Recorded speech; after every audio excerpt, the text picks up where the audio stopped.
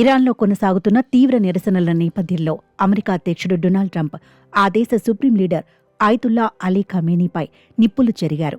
శనివారం పొలిటికోకు ఇచ్చిన ఇంటర్వ్యూలో ట్రంప్ మాట్లాడుతూ ఖమేనీ తన 37 నిరంకుశ పాలనను ముగించి తక్షణమే గద్దె దిగాలని డిమాండ్ చేశారు.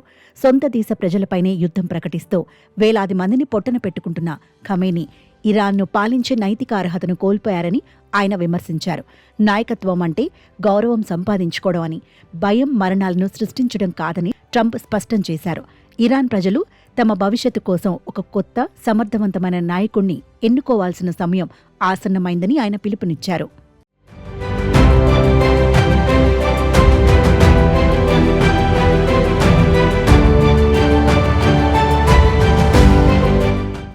మరోవైపు ఈ ఆందోళనల వెనుక అమెరికా హస్తం ఉందని ఇరాన్ సుప్రీం లీడర్ ఖమేనీ ఆరోపించారు.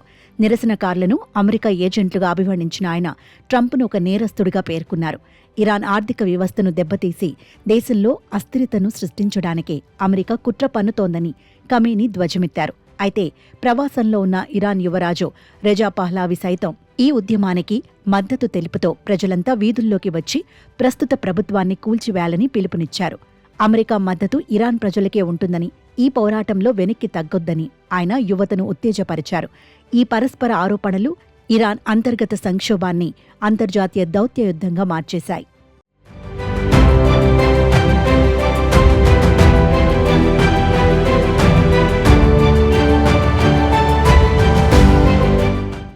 ప్రస్తుతం ఇరాన్లో పరిస్థితులు అత్యంత భయానకంగా ఉన్నాయి.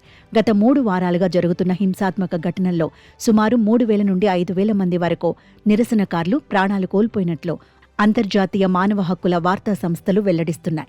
ఇంటర్నెట్ షట్డౌన్ కారణంగా వాస్తవ మరణాల సంఖ్య ఇంకా ఎక్కువే ఉండవచ్చని అంచనా.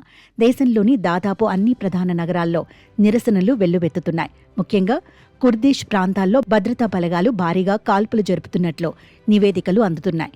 ఐరోపా దేశాలు అమెరికా ఇరాన్పై మరిన్ని ఆంక్షలు విధించే దిశగా అడుగులు వేస్తుండటంతో రాబోయే రోజుల్లో ఈ ఉద్రిక్తతలు మరింత ముదిరే అవకాశం కనిపిస్తోంది.